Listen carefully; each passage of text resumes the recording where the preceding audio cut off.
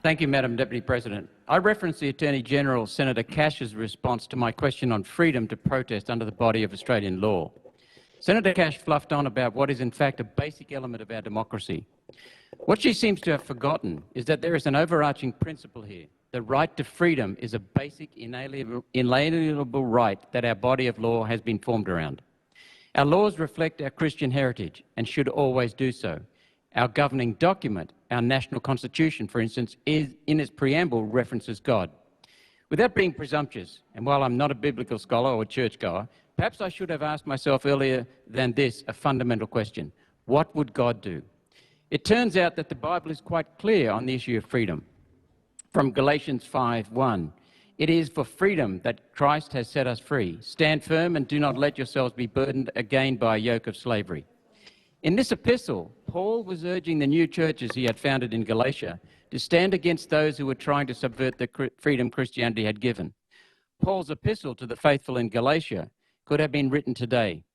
The battle for freedom and darkness exists now, as it did 2,000 years ago. We spent 2,000 years writing a body of law to implement Christian principles, including the right to freedom.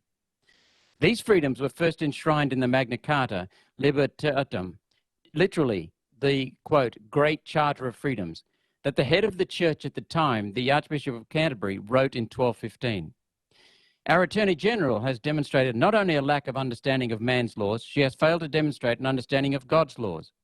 Being sworn in on the Bible is clearly no guarantee of believing a word of it.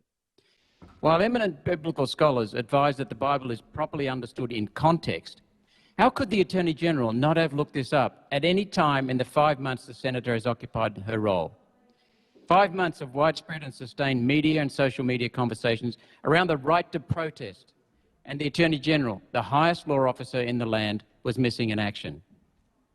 Were you not curious about what the law actually said? Let me help out about that in the time remaining.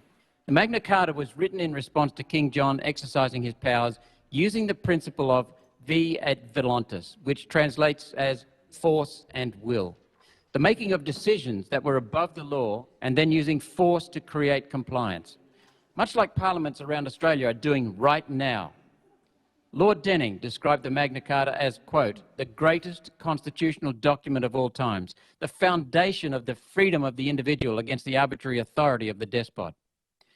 I looked through the Magna Carta and I couldn't see the COVID exemption that allows governments to destroy human rights and do whatever they want if they can get the population scared enough to accept it. Because, of course, there is no exemption afforded power-mad governments and unelected bureaucrats. In 1948, before the UN turned into the problem, not the solution, the United Nations Charter on Human Rights declared in 1948 a few things on freedom of protest that parliaments around Australia are conveniently ignoring. Article 19, everyone has the right to freedom of opinion and expression. This right includes freedom to hold opinions without interference. Article 20, everyone has the right to freedom of peaceful assembly and association. Article 21, everyone has a right to participate in the government of their country. This is what protesters are doing, participating in governance, exercising their right to free speech and to free association. That's the very definition of a protest. These are rights that Article 30 of the United Nations Declaration of Human Rights protects. It binds governments from breaching the declaration.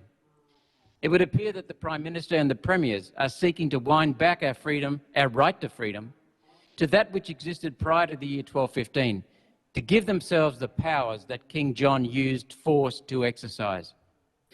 Would the Attorney-General like to take another run at explaining why parliaments in Australia are not in breach of the very principles that define our legal system, the Bible and the Magna Carta, reinforced by the much more recent United Nations Charter on Human Rights?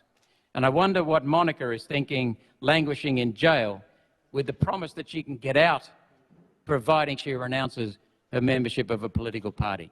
This is Australia 2021. Disgrace. We need our freedoms back. And we need an Attorney-General who understands the basics on which our freedoms are based.